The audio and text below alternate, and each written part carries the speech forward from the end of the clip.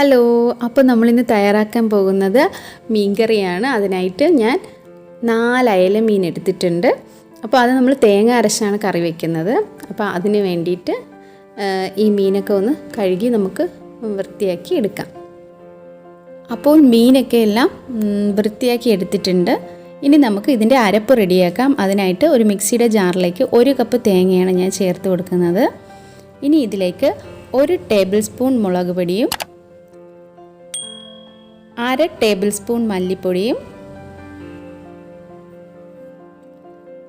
1/2 teaspoon മഞ്ഞൾപ്പൊടിയും കുറച്ച് ചുവന്നുള്ളിയും കൂടി ചേർത്ത് ആവശ്യത്തിന് നമുക്ക് ഇതിൽ വെള്ളവും ചേർത്തൊന്ന് അരച്ചെടുക്കാം.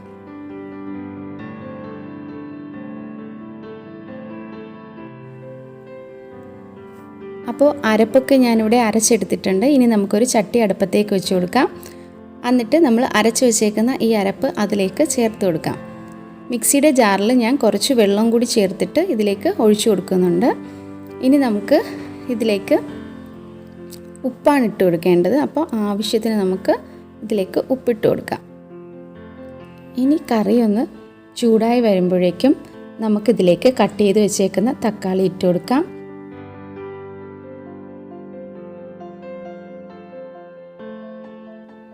നാലഞ്ച് പച്ചമുളകും ചെറുതായി കട്ട് ചെയ്ത് വെച്ചേക്കുന്ന ഇഞ്ചിയും 2 കുടംപുളിയും ഇതിലേക്ക് ഇട്ട് നല്ലതുപോലെ ഒന്ന് ഇളക്കി കൊടുക്കാം.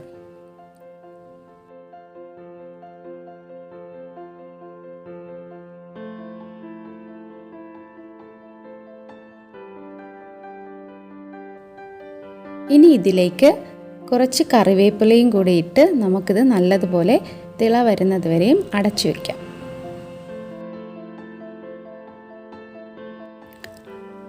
അപ്പോൾ നമ്മുടെ കറിയൊക്കെ നല്ലതുപോലെ തിളച്ച് വന്നിട്ടുണ്ട്. അപ്പോൾ ഇനി നമുക്കിതിലേക്ക് മീൻ കഷ്ണങ്ങൾ ഇട്ട് കൊടുക്കാം.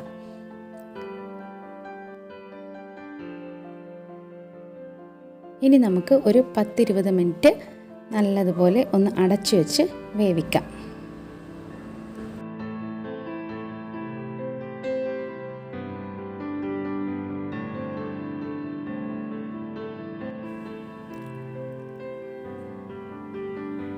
അപ്പോൾ നമ്മുടെ കറിയൊക്കെ നല്ലതുപോലെ തിളച്ച് എണ്ണയൊക്കെ നല്ലതുപോലെ തെളിഞ്ഞു വന്നിട്ടുണ്ട്.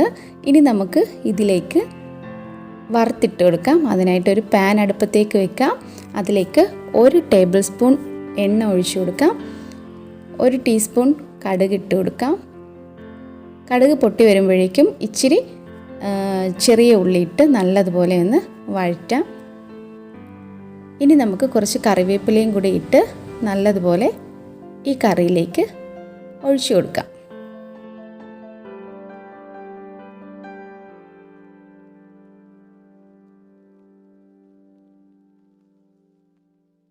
ഈ കറിയിലേക്ക് ഒഴിച്ചു കൊടുക്കാം.